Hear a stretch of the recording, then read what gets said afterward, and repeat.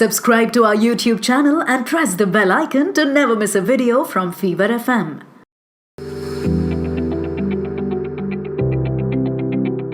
Hello everyone, I am Stuti Ghosh and this is Mera Wala Grief, a podcast for anyone dealing with loss. Finality of death is something that a lot of us find very hard to cope. The stubbornness with which our loved one is taken away from us, at least in the physical form. Today on the show, I have a very special guest. I have Sutapa Sikdar. She is a well-known writer, producer, and the wife of, I'd say, one of the finest actors of our generation, one of the finest actors ever, Irfan Khan. Sutapa Di, thank you so much for agreeing to do this. And the reason is somewhere, even now, it's difficult to imagine we're living in a world where Irfan is not there. He continues to live on with his work. Every time you hear a song he's in or see a little bit of him in a film, and your head tells you he's not there, but it's very difficult for the heart to accept it. He is loved by all, and it's still very tough. But as someone who spent such a long time with him, somebody who was closest to him, how have you been coping up? Thank you, Stuti, because I think grief just now has become like a community disease because of the COVID. Yeah. And it's, I was not talking to anybody about grief, but I just thought probably so many people have lost so many people in this 1 year that talking to each other perhaps brings some kind of strength and solace. So I decided to speak to you about this because grief is personal and grief is community, right? I mean, I might not know your father personally, but I can feel the grief you went through, when you lost him. So it's like a seesaw. First, let tell you that I don't know whether your podcast is in English or which language should I follow? No, please. There are no restrictions because I actually feel that it's difficult to talk about grief in a language you're not comfortable in. So whatever, Hindi, English, even a little bit of Bangla is absolutely fine. Yeah, because my language has become a very it's strange, and sometimes I do feel that I have I already almost lost my root because in Bengalis we speak only Bangla at home. So till I married Irfan, I was speaking was Bangla, and suddenly it became Hindi and half English, and with kids it's more English. So so I almost always had this uprootedness, and suddenly I'm uprooted again of a language I was, comfortable with at home for so many years.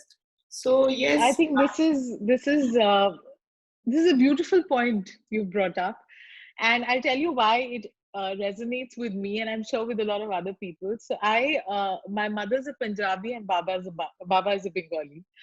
And since I stayed with my Thamma, I can converse in Bangla very comfortably, and with Baba, it used to be Bangla. Ever since he's gone, it hit me when somebody after some 2-3 weeks said something in Bangla, and I don't know, I didn't even know the tears were welling up in my eyes because I heard it after so long. It's a language now I have come to associate with Baba. So Bangla food, I can't eat. I mean, khete parbo na for some time. I don't know for how long, but yeah, food and language, you associate with a person, you fall in love with it because of a person. Yes. And for you, like you say that, your mother tongue might be Bangla, but then the language of love became Hindi and English, and you're, Yeah, and it's so interesting. Initially, I would translate a very romantic line from Bengali to Hindi in my mind.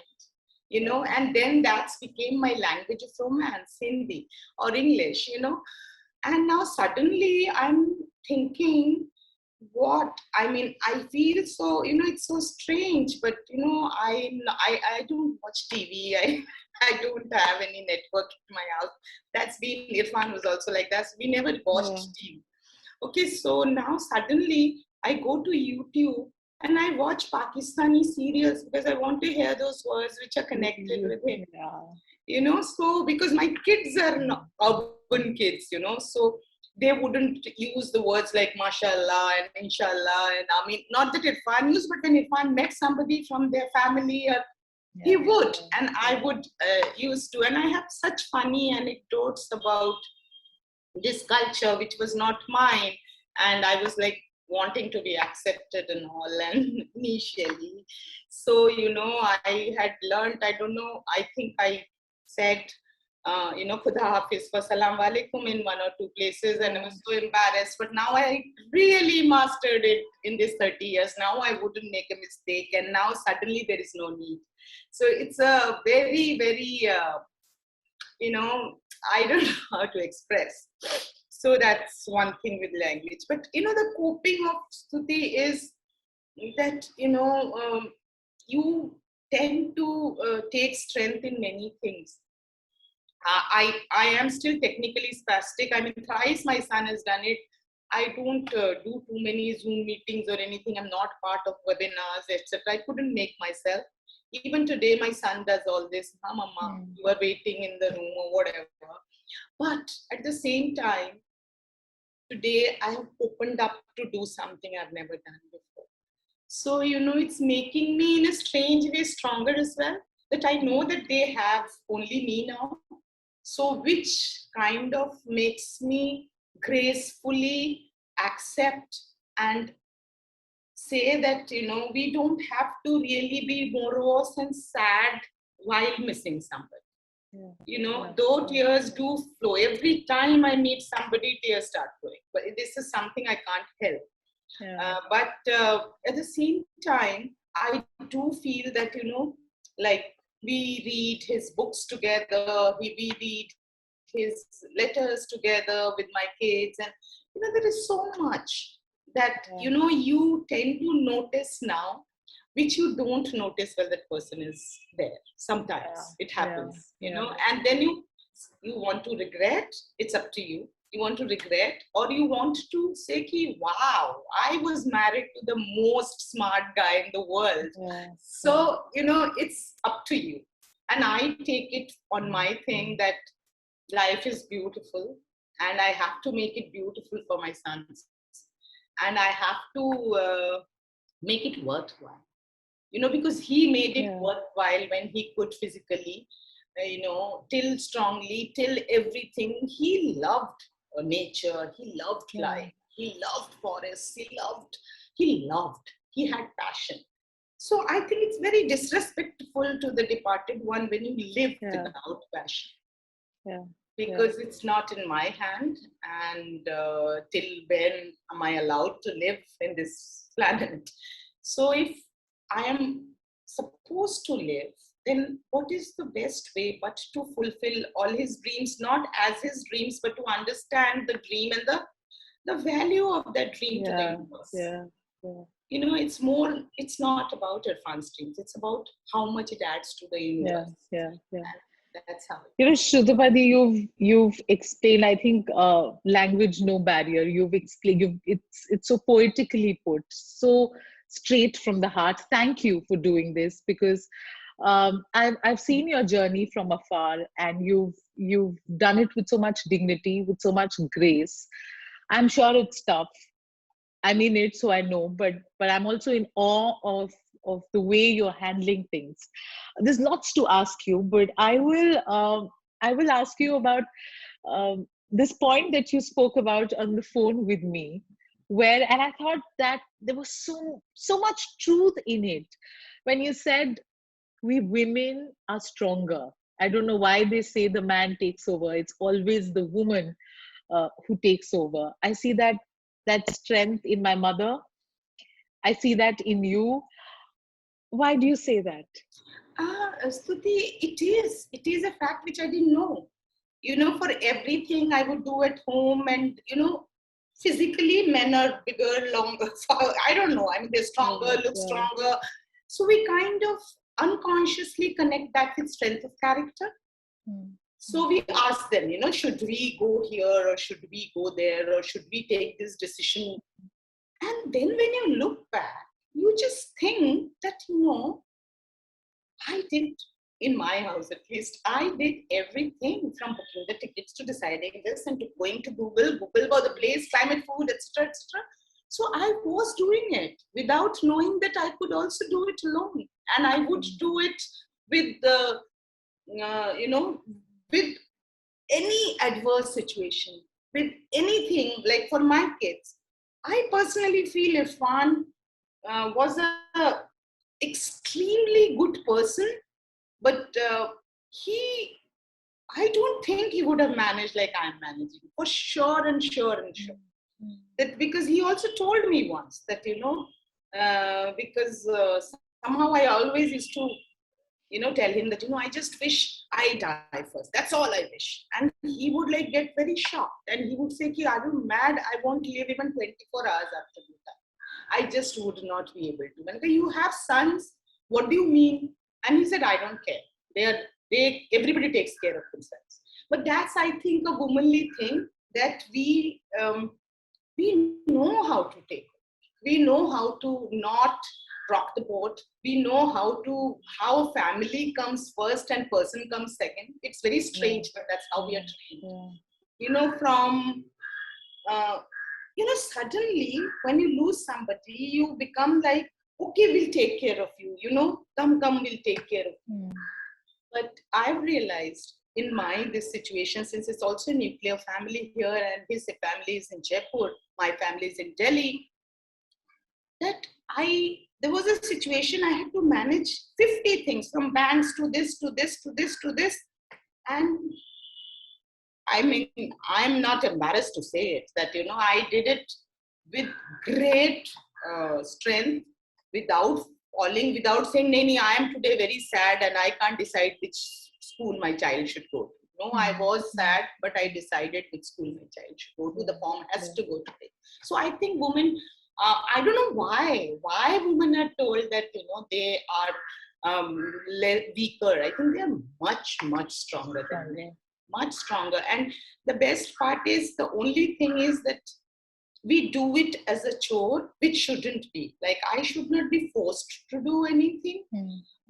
And I should be doing it with love and care, and even accepting myself as an individual and a person. You know, that I should not say, Ki, Gatpuri, I am doing the farm because Irfan's dream. Yes, it is Irfan's dream farm, but I should equally love to sit under that mango tree and enjoy sitting under the mango tree. You know, so that's what I feel. That's where it's a gender. It's been made into a gender issue. I think women are much stronger, and they should not be looked upon as a helpless single person once their, you know, husband leaves them or anything. They're not helpless. I'm not helpless. I'm helpless emotionally. Yeah, but I'm not helpless otherwise. I don't think I need any man to go to a panchayat or go to a registration office. You know, yes, I understand that education makes a big difference. Gives that agency, Yes, and that's why I feel that we should really have in our country to make women more educated in rural areas and everywhere. You know? It's important. No, you're right, because I think women are therefore naturally nurturers, and if you are a nurturer, it means you take in a lot, you take in those punches, and you have to be stronger. You're very right in that. अभी आपने एक बात की about how you would talk and say मैं पहले जाऊंगी, and he said I can't take it. Sutapa, is one ever truly prepared for a person going away? No. Never ever. Because in spite of the fact that he was, you know, diagnosed with an advanced stage of neuroendocrine cancer, and but I fought, and he reacted to the chemo very well. And then, it was very nice, and we were going, and it came back, and then we came back, and we again started fighting.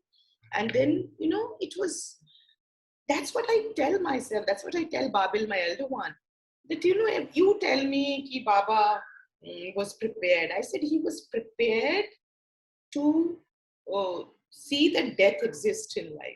But I don't think, even forget me, even he was not prepared. Yeah. You were never prepared. We were still making, he was weak, and we would always take it as a temporary thing.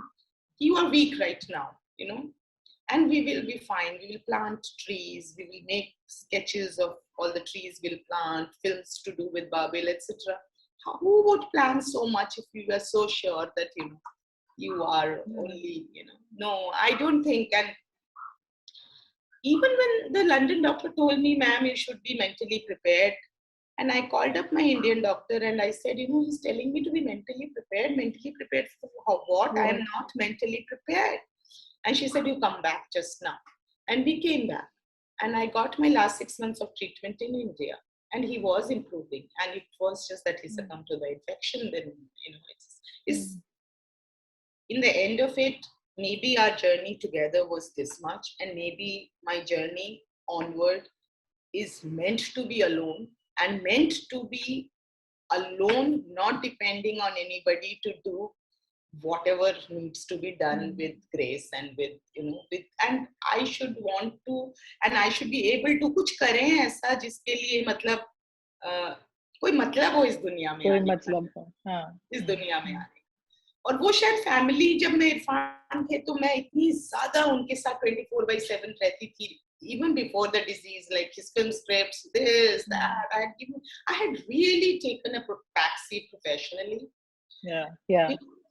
And also taken a backseat with what I want, what I like, what I, it was just that I am that kind of a person. So I would always ask, the food was made, not he said it. That's the beauty, that he never told me ki yehi khana banao aaj. But I always made the food he loved. So the menu was so, after ages, I made Bengali food that day. Because earlier I used to think, अरे यार अकेले आदमी लिए क्या अलग खाना बनाएंगे?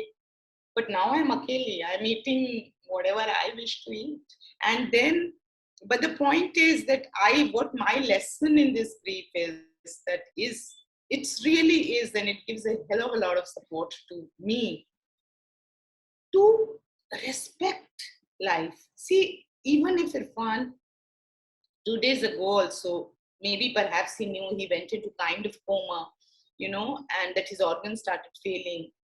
Not even once did I see anything which was not gentlemanlike, which doesn't respect even the ward boy or the nurse or anybody. So, that is very important, that what I've learned from another person who's gone away, which is good, which is good, and I must do that, and I must be able to do that, is what I feel is very important, to kind of get away from the grief. Because, even if I write, I just 4-5 days ago, I just again picked up writing. I couldn't, everybody kept calling, but I said, I can't, my mind is like.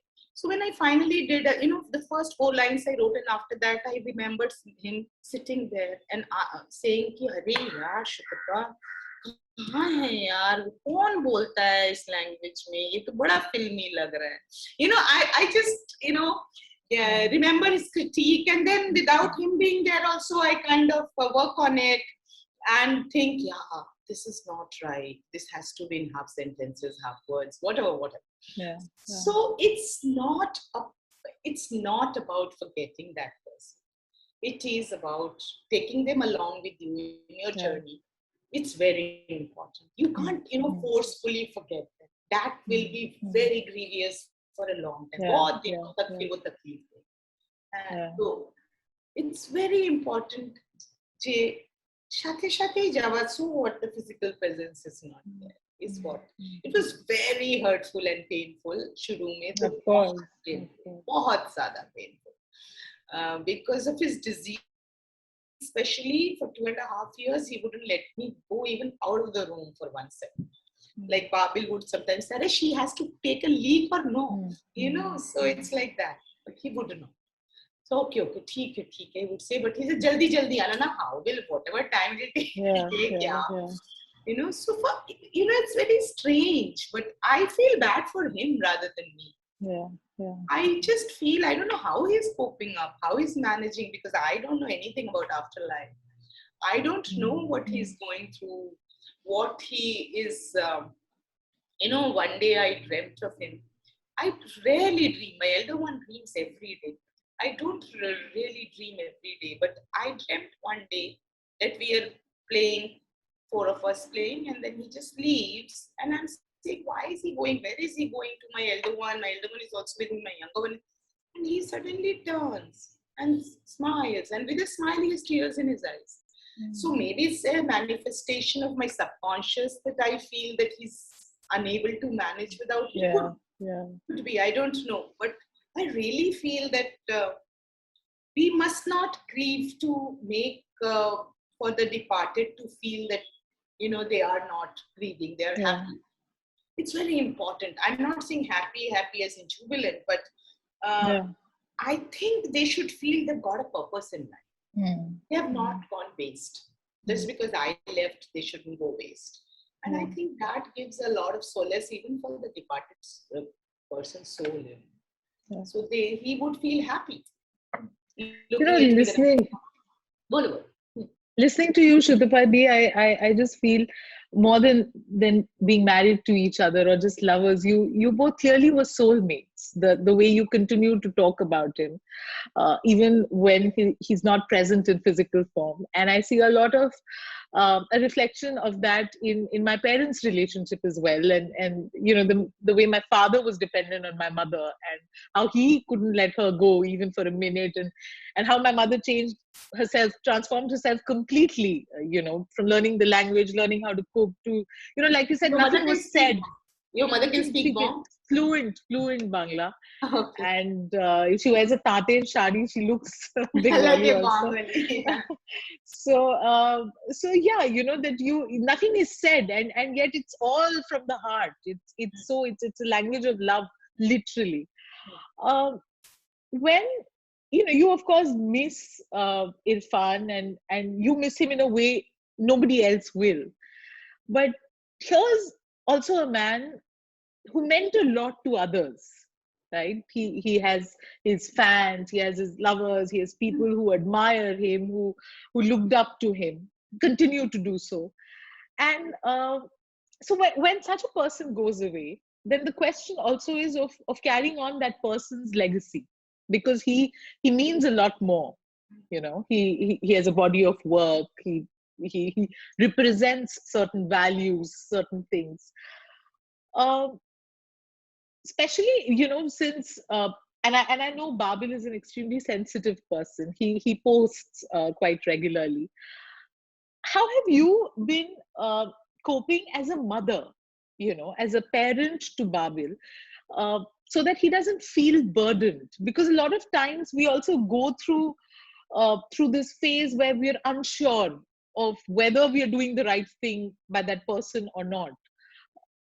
How have you managed that bit? Because of course Irfan had a personal side, Irfan as a husband and as a father, but the Irfan Khan that everyone admires and looks up to. How do you strike that balance? It's difficult. That's the most difficult part I felt. I felt that I have also forget his legacy, and because of his legacy I have to carry forward an image. Which, Stuti, I'm not an image person at all. Okay, I am really whatever I am. So even how does one grieve within an image? I mean, how does one feel anything? Yes. So and he also hated it. So he hated it. So it was easier, and imagine the situation that we had since he's gone. The COVID situation continues. So we didn't have a formal, anything of that sort. So, and he wouldn't have liked it also. So I was planning with some few friends to have a, not like a grieving ceremony, but remembering ceremony of singing songs and poems and things like that. That is bound to happen sometimes. But about parenting, Stuti, is the most difficult part I am facing right now. That's the part because, Irfan didn't manage anything at home. So I was the one who took decisions for everything. Yeah. But he managed parenting. So whenever there is a crisis, and he was very good with parenting, very liberal, but very good with parenting, extremely liberal. So his sons were his best friends, especially my elder one. So I don't think I'm still able to fill that, because everybody have different personalities. You see, I can't become Irfan. And so I think that's the most, I'm groping and trying to fill that place. But, I think his son, especially Babil, is unable to get over the fact that there is no Irfan in their life. And so hence, beyond a point, again, there are these commas and full stops. And then I have to tell him that you chose a career and you need to go ahead. And also, what is very sad also, and whatever, he is too young to carry the burden of his, somehow incidentally he chose acting profession as an acting. Now it's very difficult for him to carry that burden at this young age, where he should actually concentrate on his skills. That's the sad part. Like, instead of constantly questioning yourself, because people are saying you are, the Irfan Khan's son, so you need to be, and with him, so it's not about a star's son, it is about a great actor's son. So that's a much more challenging job. Great star के लिए फिर ठीक है, आप body बना लो, आप horse riding कर लो, music dance classes लगा लो. But how do you get what Irfan Khan had in, after 15 years he started career with a child who's just beginning his career? And I feel that's the most sad and unfair part. And the difficult part to overcome. Part on, and I am helpless to it, because there will be trolls and there will be people comparing, and there will be, which I feel is the most difficult part. I don't know how to save him from that. I really do feel I wish I could save him, that you are you and your journey is your journey. We will be respectful to his legacy at the extent of that you can't do things which, he wouldn't have done in terms of films and all that, but you are an individual. You have a different skill set. And Irfan would have wanted that. That's exactly. That's exactly. So that's the most difficult part. And I just hope that world is a little more kinder to him, because, because as is, he's dealing with grief, he's dealing with this, he's vulnerable as is, and suddenly if, people just jump onto him to judge him. See, judge him as an actor of a 22-year-old individual is absolutely fine. But to judge him as ki, "Arey, wo to itne achhe the ye to," that's where is my fear is. So that's what. Sutapa, as a caregiver, you of course was you were with Irfan, helping him get better. Like you said, he was responding to treatment, and then what happened after that? After he went away like that, and like you said, nobody is ever prepared. I tend to do that. That you keep replaying everything and keep second guessing yourself and keep checking if what you did was right or wrong. If this treatment at this time at this doctor's place was. Did you go through that? Because that's also very futile, and yet I couldn't stop myself from doing that. It is impossible, because I just imagine. I mean. They just buried him, and I'm sitting in the night, and I'm sitting in front of my huge. I had a separate cupboard for his medical files, and I am looking at, and I am comparing again all the blood tests, all the things, from day one, and I'm telling myself, see, I'm very this way. I'm saying, what is the use? But I'm helpless. I'm saying, should I have listened to the Swedish doctor, or should I have, gone to US like everyone suggested? It was like madness. And then my doctor in Bombay, Shevanti, she just kind of she just pulled me up and she just called me and she said, you're being just ridiculous. You did what no one can do. I see patients like every day. That's my job. I'm an oncologist. And I'm telling you, and believe me, and I've told you even he was alive, that you have been almost like a doctor in his life. And even if hospital, we become how doctors are treating our patients. Caregivers become that. Because the hospitals sometimes, make clerical mistakes. Yeah. But I would make all circles for her meeting next day. Ki see this, and she would look at her assistant and say, ki, you're dealing with Sutapa. Remember that. Double check your reports every time. So she pulled me. But even today, Suti, I just can't get over the idea that this is the first time he went to the hospital alone. And I was stopped by the doctor. It's just an infection. He will be back home in 3-4 days. And since you are the sole caregiver, don't go because you might catch COVID. And it's just because of COVID. And in these 2 years, it's the first time he went alone and he didn't come back. So it's something I just can't do. I cannot, never ever forget this. My son always says, Mama, you are making it a mental block. But it's not that. It's just, but why did it happen only this time? I always question myself. That I know there was a whole bunch of good doctors looking after me. But then, looking after him, but then I always feel, मैं होती तो मैं कुछ सोचती, मैं होती तो ना मैं ये बोलती, मैं ये suggest करती शायद, So that's one thing which, kind of always gets to me, and I just feel. And another thing is, I'm not such a melodramatic person in terms of social grieving. I generally don't howl or something. So in the hospital now, when the doctor said no, and I didn't really howled and screamed and told him not to go. And now today I just question myself if I did it, the snob Sutapa, I abuse myself that, if I would have done it, probably his subconscious would have heard me and would have given a better fight. But he did give a very good fight, very, very good fight. But then it's this personal blames you just can't get rid of. In spite of doing everything, you just can't, get it. It's been more than a year. You still feel this? I still feel it. I really feel it and very strongly feel it.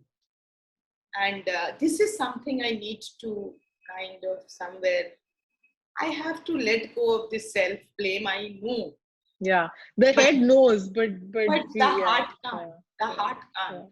Because I just feel, what if that 0.09%, if I would have had a chance and I let go because I was there. It's like that. There's so much to ask, and you're speaking so much from the heart. I wish we could continue, but there's one thing that I want to ask, which is, a lot of people say that people we love, they don't really go away, that they're there and you have to feel their presence.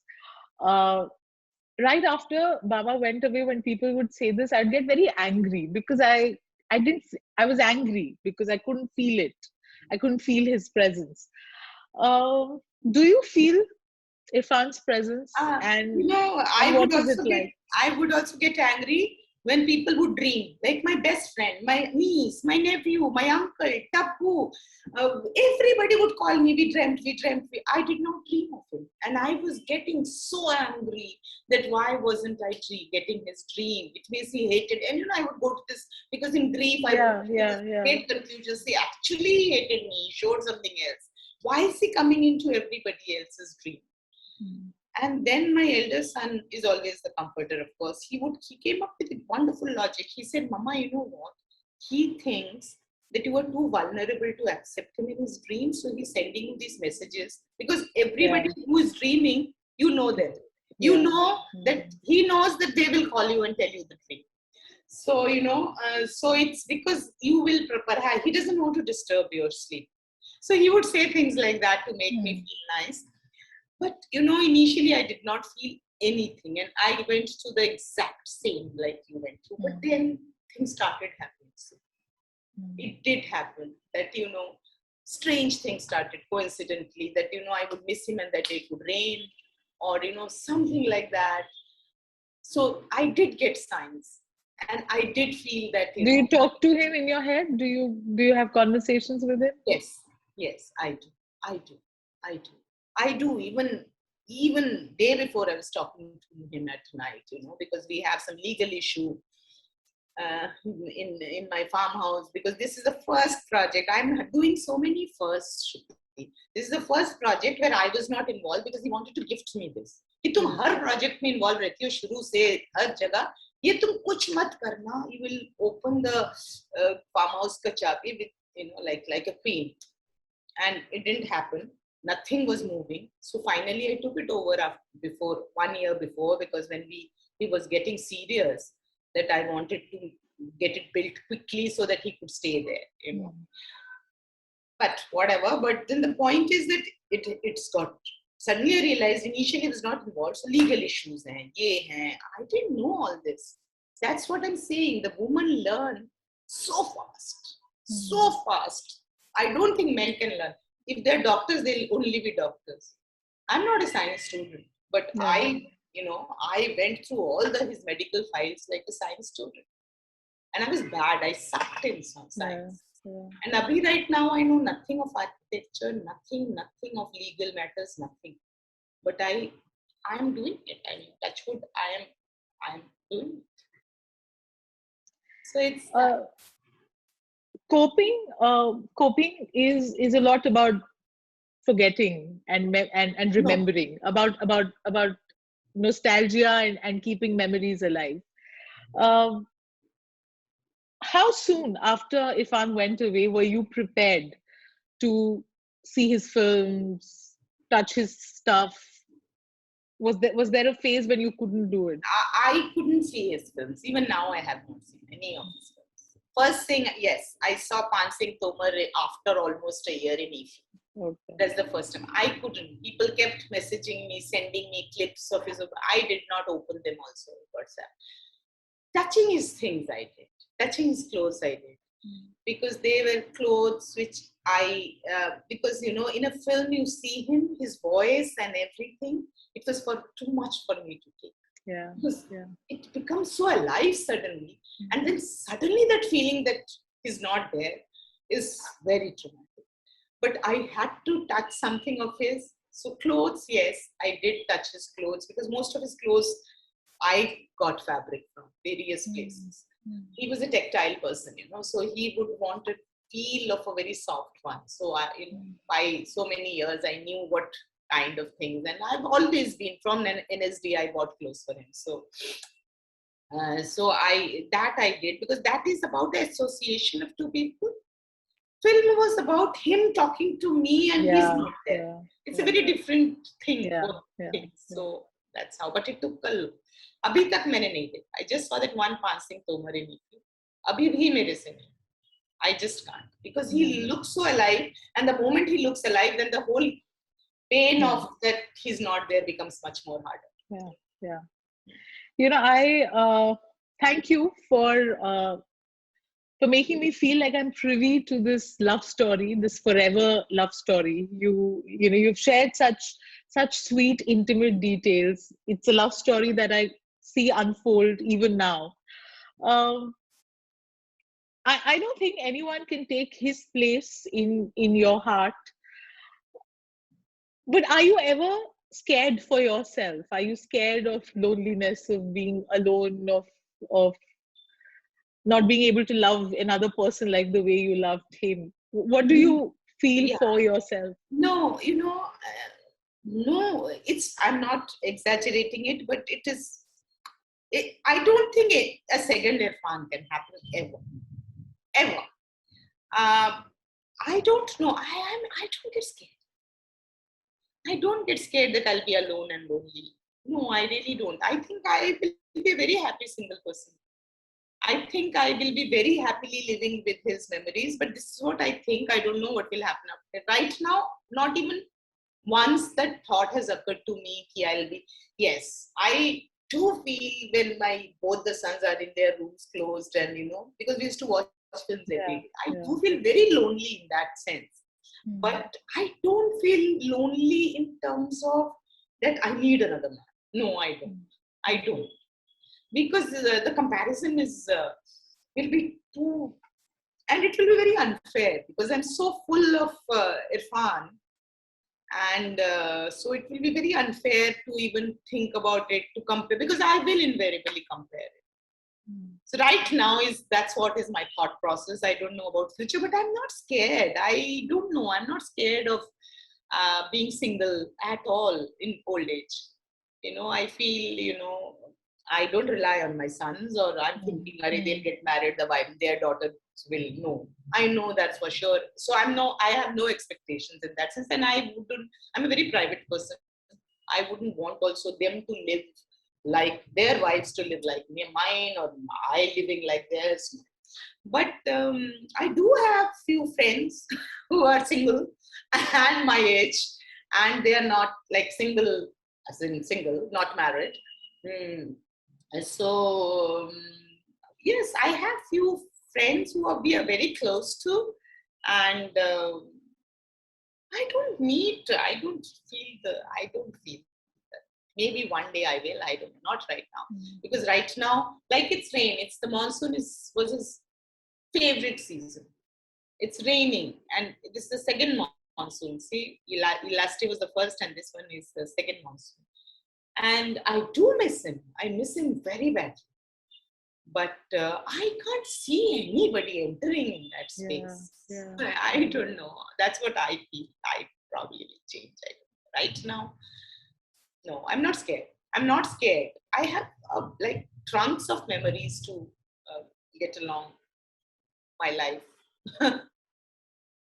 Beautifully put. I swear, as a companion, a lover, a wife, a mother, a parent, you have, I've just been listening to you, and it's so inspiring, the strength that you have, and yet the acknowledgement that you have of your vulnerabilities. A lot of people, Sutapa, would be in a similar zone. This phase, particularly COVID phase, wave 1, wave 2, I don't know how many waves, has forced us to look at life and the fragility of it, about how somebody can just be, snatched away suddenly. Anything that you would want to say to them that will probably in some way can help them become as strong as you are?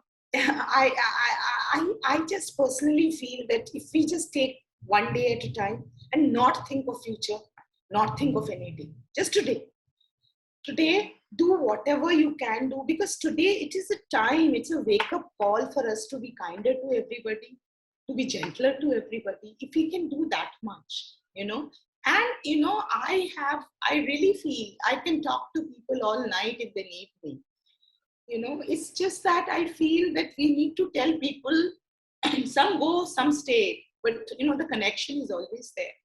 Yeah. You just have to kind of, it's like a string, just go. We just, there are a lot of financial issues for some people. It's much more harder. Many people have much harder situation, but very practical problems. Yeah. But emotionally, I feel the best way to combat this entire, pandemic which has come is to just be for each other. Just be for people. Just see one day, I am alive, I am grateful, I am indebted that I did not get, my sons were not positive by the night of it. Just say thank you and call your friends and say you need anything if somebody is something like that. I think that's the only way to get along. If we can't plan, this is not the time to plan. This is just be there, be hopeful, be optimistic. It's very difficult to be positive in this sense, but just be thankful that I'm alive today. My sons are alive out there, whoever it is. My family is there, they are alive today. So let's just extend kindness, little bit of kindness, whichever capacity I can do. Somebody can talk, somebody can, whatever. But whatever capacity, I think it's a wake-up call by nature to all of us that we had become so selfish. We had become so self-centered and selfish. I think it's time that, some people paid the price like you and me Some people probably didn't pay the price, but they might have in the third wave. So, we better be, just be better person, like better human beings, I guess. Absolutely. I think it couldn't have been put better. Irfan continues to live on through his work, the brilliant body of work that he's left behind, and he lives on in you, in his kids, this connection that you're saying. I think if we manage to forge this, and it sometimes takes time, we all have our process of healing, and you can't